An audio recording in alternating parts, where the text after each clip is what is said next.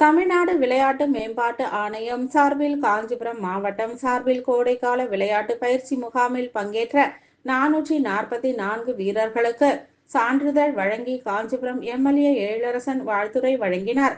விளையாட்டு மேம்பாட்டு ஆணையம் சார்பில் கோடை விடுமுறையில் உள்ளது விளையாட்டு வீரர்களுக்கான கட்டணமில்லா பயிற்சி முகாம் அந்தந்த மாவட்ட விளையாட்டு ஆணையம் சார்பில் நடத்தப்படும் என தமிழக விளையாட்டுத்துறை அமைச்சரும் துணை முதல்வருமான உதயநிதி ஸ்டாலின் அறிவித்திருந்தார். அவ்வகையில் காஞ்சிபுரம் மாவட்ட அறிஞர் அண்ணா விளையாட்டு அரங்கத்தில் தடகளம், இறகுபந்து, டென்னிஸ், கால்பந்து, கைப்பந்து, ஹாக்கி, ஜூடோ, கூடைப்பந்து, கபடி என 9 விளையாட்டுகளுக்கான 21 நாள் பயிற்சி முகாம் கடந்த 25ஆம் தேதி துவங்கி 15ஆம் தேதி இன்றுடன் நிறைவு பெற்றது. இதில் அத்லெட்டிக்ஸ் பிரிவில் 120 மாணவ மாணவியர்களும், இறகு பந்தில் 74 மாணவ மாணவியர்களும் என மொத்தம் 444 மாணவ மாணவியர்கள் பதிவு செய்து காலை 2 மணி நேரம், மாலை 2 மணி நேரம் என பயிற்சியை நிறைவு செய்தனர்.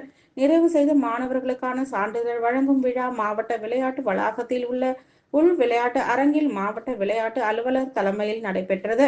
இதில் சிறப்பு விருந்தினராக காஞ்சிபுரம் சட்டமன்ற உறுப்பினர் எழிலரசன் கலந்து கொண்டு பயிற்சியில் பங்கேற்ற மாணவர்களிடையே பேசுகையில், கோடை விடுமுறையை பயனுள்ள உடல் நலன் காக்கும் வகையில் தங்களுக்கு பிடித்த விளையாட்டை தேர்வு செய்து அதில் கட்டணமின்றி பயிற்சி பெற்றது மகிழ்ச்சி அளிக்கிறது.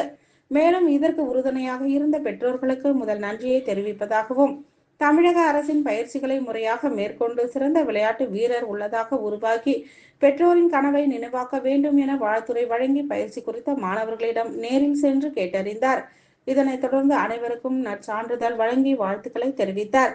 இந்நிகழ்ச்சியில் விளையாட்டு அலுவலர்கள், பயிற்சியாளர்கள், பெற்றோர்கள் என பல தரப்பினர் கலந்து கொண்டனர்.